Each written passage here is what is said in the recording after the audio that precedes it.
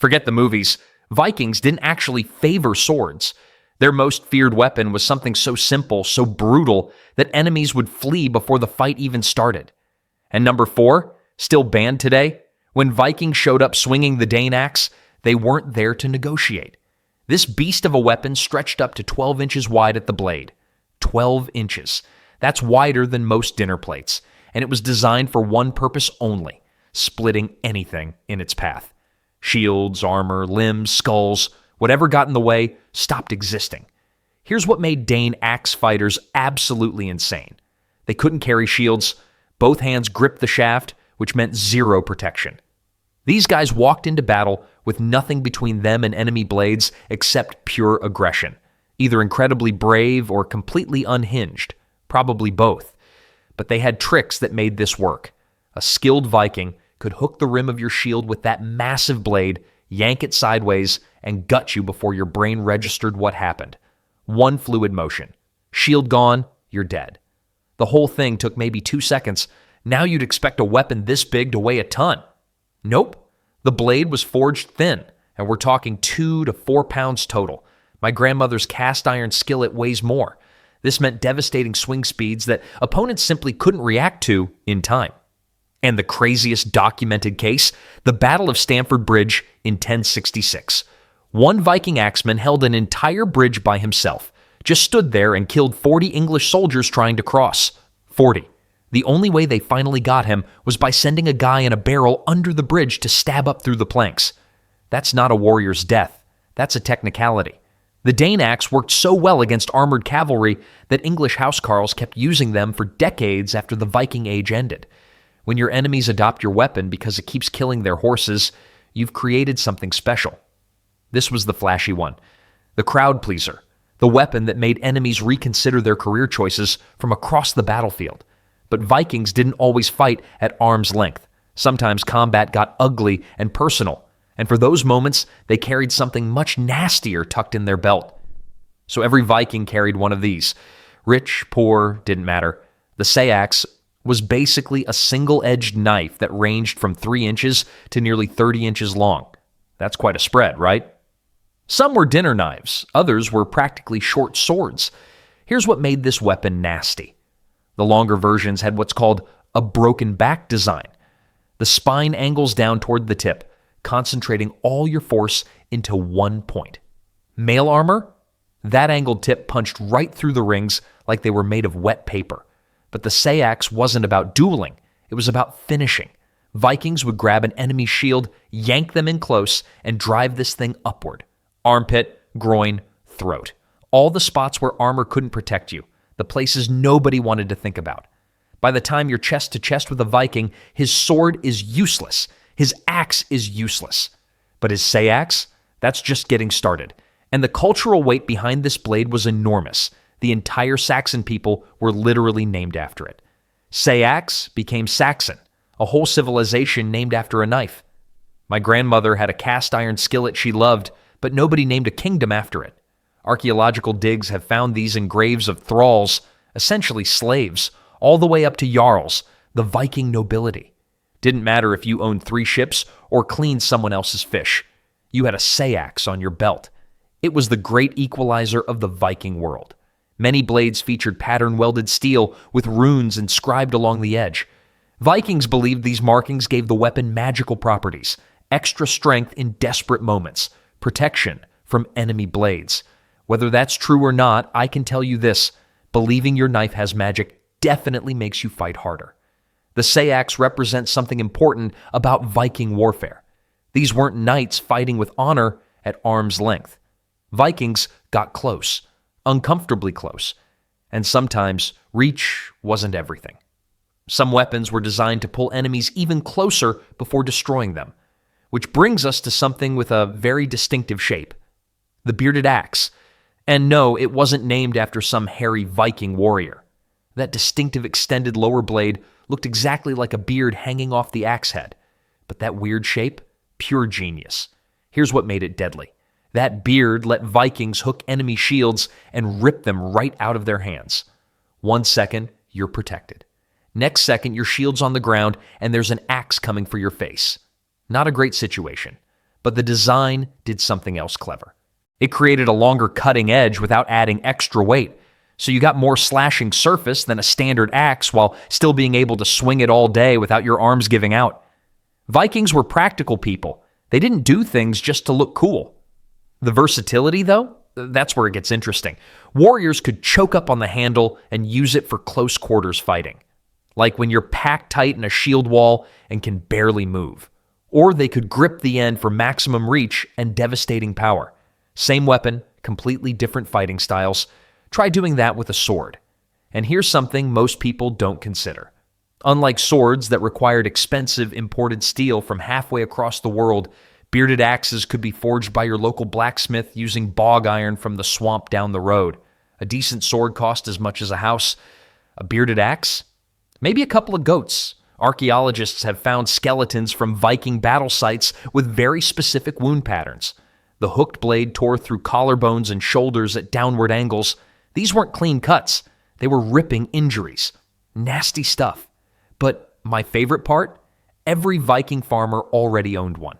Because this same axe that split skulls on the battlefield also built their ships and houses. They'd been swinging it since childhood. So when some lord handed a farmer a weapon, he was basically holding his favorite tool. Makes you wonder why anyone would mess with people who practice killing motions every single day just by doing chores. Speaking of everyday items becoming weapons, the next one took sword and made it nearly indestructible. These were the Ferraris of Viking blades, and honestly, they had no business existing in medieval Europe. The ulfberht sword contained crucible steel with carbon content matching what modern factories produce. We're talking about technology that metallurgists thought was literally impossible for that era. The steel should have required furnaces reaching over 3,000 degrees. Vikings had campfires and bellows, so how did they pull this off? They didn't. Not really.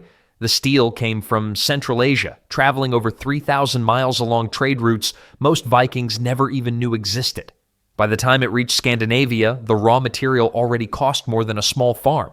Then some mastersmiths still had to forge it into a weapon.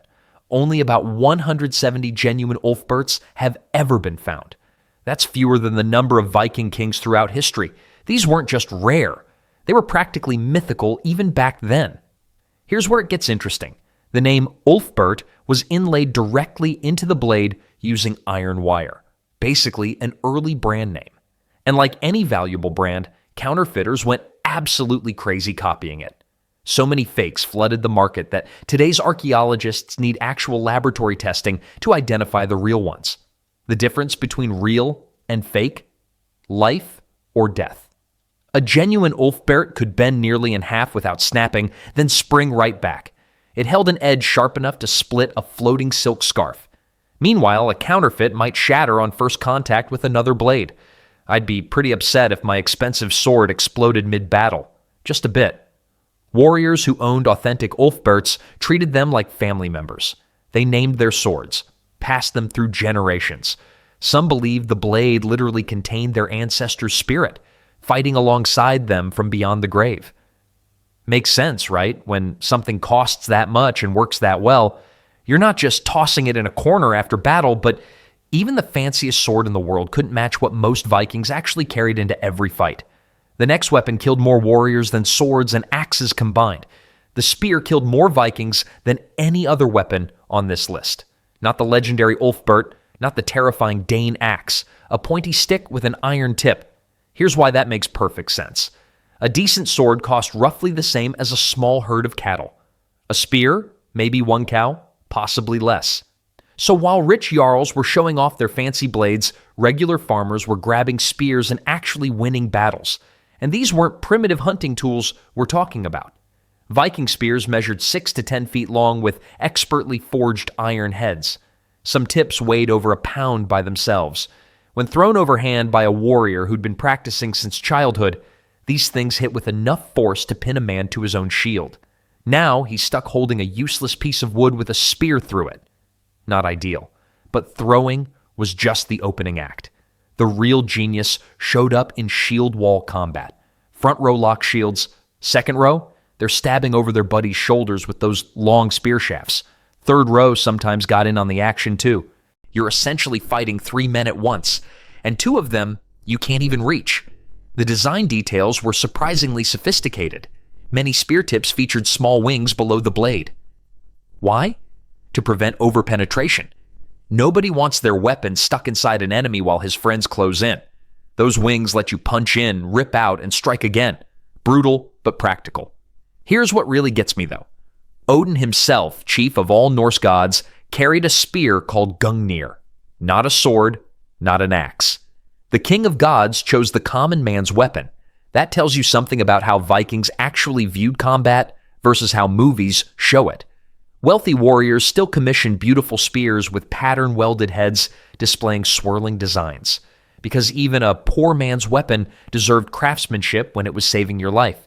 But some Vikings wanted something between a knife and a sword, something for tight spaces where spears were useless and full swords couldn't swing.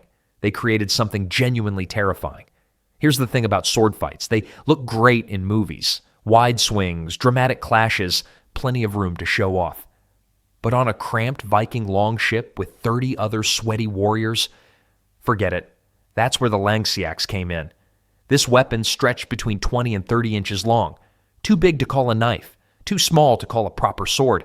Vikings called it perfect. See, the langseax had one edge instead of two. Sounds like a disadvantage until you realize that thick, unsharpened spine made the blade nearly indestructible. Double-edged swords could snap right at their center during hard combat. The langseax? You could practically use it as a pry bar and it would still cut afterward. But the real genius showed up in tight spaces. During ship-to-ship raids, warriors packed together like sardines in a very angry can. No room for heroic sword swings.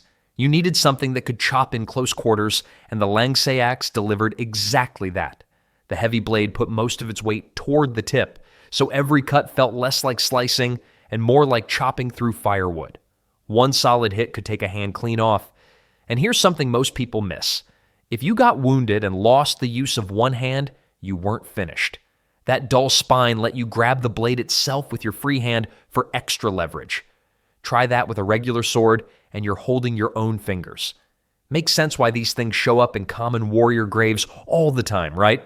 While Jarls passed down fancy pattern-welded swords through generations, regular Vikings carried langseaxes. No fancy names, no mystical ancestry, just a reliable tool for the ugly business of killing someone close enough to smell their last meal. The weapon had zero prestige, but maximum practicality. Kind of the work truck of the Viking weapon world. Nobody brags about driving one, but everyone's glad to have it when the job needs doing. Speaking of throwing aside your ego for practical killing, some Vikings adopted a weapon from their enemies that changed how battle started entirely. Here's the thing about Vikings. They weren't patient people. Waiting for enemies to come to them? Boring. So they adopted a Frankish weapon and turned it into one of the most terrifying opening moves in medieval warfare. The francisaca was a throwing axe, and not just any throwing axe. This thing was engineered to rotate in flight with terrifying predictability, striking edge first at distances up to 40 feet. Now, I've thrown axes at those trendy axe-throwing bars. Let me tell you, hitting a stationary wooden target is hard enough. These Vikings were hitting moving, screaming warriors while running toward them. Different league entirely. The curved head was weighted specifically for rotation. Vikings knew exactly how many times it would spin over a given distance, almost like they had it calculated, which, honestly, they probably did through thousands of hours of practice. But here's where it gets nasty. Warriors threw francisacas right before shield walls collided. That split second when you're bracing for impact, spinning axes flying at your face, your instinct screams to raise your shield high, and the moment you do, your legs are completely exposed. It gets worse. Miss a warrior? The axe head design caused unpredictable bounces off the ground. Sometimes these things skipped into shins and ankles of guys who thought they'd dodge successfully. Surprise, each francisaca weighed roughly 1 to 2 pounds, light enough that a Viking could carry several without slowing down. So it wasn't one axe, it was a volley, dozens of spinning blades filling the air simultaneously. The psychological damage was almost worse than the physical. Imagine you've psyched yourself up for battle. You're ready for sword against sword. Then axes start raining from the sky. Many enemies broke and ran before the real fighting even started. Makes sense, right? There's something uniquely terrifying about projectiles that spin. Arrows fly straight. You can almost accept an arrow. But a tumbling axe blade? Your brain can't process it fast enough. Still, throwing weapons only gets you so far. Some Vikings needed reach, serious reach, and they found it in a weapon so mysterious that historians still argue about what it actually looked like. Now here's a weapon that historians still argue about at academic conferences. I'm talking full-on debates. The atgeir. Picture a spear that decided it wanted to be an axe when it grew up. That's essentially what we're dealing with here. A massive single-edged blade, sometimes over a foot long, mounted on a shaft that could reach 8 feet or more. This thing didn't just poke, it carved. And the sagas? They go absolutely wild describing what this weapon could do. Norse storytellers claimed warriors swept through multiple enemies with single strikes. Now, saga writers loved exaggeration about as much as my uncle loves talking about fish he never caught. But the atgeir's design actually supports these claims. That long cutting edge combined with the leverage of a full-length shaft created devastating arcs of death. Here's what made it truly special, though. Most spears stab. That's their job. The atgeir slashed, chopped, and hooked. Warriors could fight from the third row of a shield formation, reaching over 2 full ranks of allies to hack at enemies who couldn't even touch them. Try being the poor guy getting carved up by someone standing 15 feet back. Terrifying. Then there's Gunnar Hamundarson. Saga fans know this name. He's basically the Viking equivalent of a superhero, and his weapon of choice? An atgeir. During his legendary last stand, he killed 14 attackers with it before finally going down. 14. That's not a fight, that's a small massacre. The weapon worked especially well against cavalry too. Mounted warriors dominated medieval battlefields, but a guy with an atgeir could slash horses and riders from distances where hooves and swords couldn't reach him. Safe and deadly. My kind of combination. Some historians believe the atgeir directly influenced later European polearms like the glaive and vulge. So this mysterious Viking weapon potentially shaped military technology for centuries. But we've covered slashing, stabbing, and chopping weapons. What about something the Vikings considered almost shameful to use? Something their warriors mocked as dishonorable, yet absolutely transformed their battles? Vikings called archers cowards. They mocked them in sagas. They said real warriors fight face to face, blade against blade. And then they deployed masked bowmen anyway, because winning beats honor every single time. Here's what most people get wrong about Viking archery. They picture guys casually plinking arrows like it's some medieval hobby. Nope. Viking war bows pulled between 90 and 110 pounds of draw weight. For comparison, modern recreational bows pull maybe 40 pounds. These weapons required years of dedicated training, and I mean years. Archaeologists can actually identify Viking archers by their skeletons. The constant strain literally reshaped their spines and arm bones. Their bodies became permanently warped by the craft. That's commitment my chiropractor would absolutely hate. But here's where it gets tactically brilliant. Before any shield wall collision, before axes started swinging, archers would unleash volleys so thick they darkened the sky. Not poetic exaggeration. Dozens of archers firing simultaneously created an umbrella of death raining down on enemies who couldn't do anything except huddle under their shields and pray. Naval combat was even nastier. Archers positioned in ship bows would sweep enemy decks with arrows while vessels closed distance. They specifically targeted rowers and steersmen. Kill those guys, and the enemy ship becomes a floating coffin. Can't maneuver, can't escape. Just sitting there, waiting to be boarded. The arrows themselves were designed for maximum damage. Broadhead tips with razor edges could punch through leather armor and slice through flesh. Victims bled out in minutes from wounds that looked survivable. And the truly sadistic part? Some archers dipped their arrows in animal feces. A gut wound from one of those meant certain death from infection. Not today, not tomorrow. Maybe a week of agony first. Medieval biological warfare, essentially. Even legendary warriors weren't safe. Harald Hardrada, the feared Norwegian king who'd fought from Constantinople to England, died from a single arrow through his throat at Stamford Bridge. Decades of battlefield dominance ended by one anonymous bowman. But arrows and axes still needed a primary piece of equipment. something every Viking carried that doubled as their deadliest surprise weapon. Look, I'll be honest. This one surprised me when I first learned about it. We've covered axes, swords, spears, all the obvious stuff.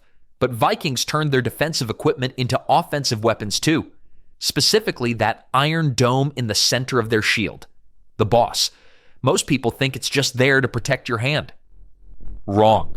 That chunk of iron weighed enough to deliver serious damage, and Vikings absolutely used it that way. Picture getting punched in the face. Now picture getting punched in the face by someone wearing a fist-sized iron dome. Different experience entirely, right? During shield wall combat, warriors would slam that boss directly into enemy faces. We're talking shattered teeth, broken noses, crushed eye sockets, and here's the tactical genius. A good boss punch created the perfect opening. Enemy stunned, his guard drops, and your sword arm is already swinging. But wait, it gets worse. Some Vikings weren't satisfied with blunt trauma. They added spikes, central spikes that extended several inches past the boss surface. Now, your defensive shield becomes a push dagger the size of a dinner plate. One solid shove and you've punctured someone's chest before the actual sword fighting even starts. The weird part is how light Viking shields actually were. Only 8 to 10 millimeters thick. That's thinner than most cutting boards in your kitchen. The wood alone would have felt flimsy. But add that iron boss, suddenly you've got perfect offensive balance, light enough to move quickly, heavy enough in the center to hit like a hammer. I find this one fascinating because it shows how Vikings thought about combat. Nothing was purely defensive. Everything could kill. Your eating knife, weapon, your woodworking axe, weapon, even the thing specifically designed to protect you, also a weapon. These weren't people who built tools for single purposes. They were practical to the point of brutality. And that's what made Viking warriors so terrifying. They'd been fighting with everyday objects since childhood. By the time they reached a real battlefield, everything in their hands was lethal.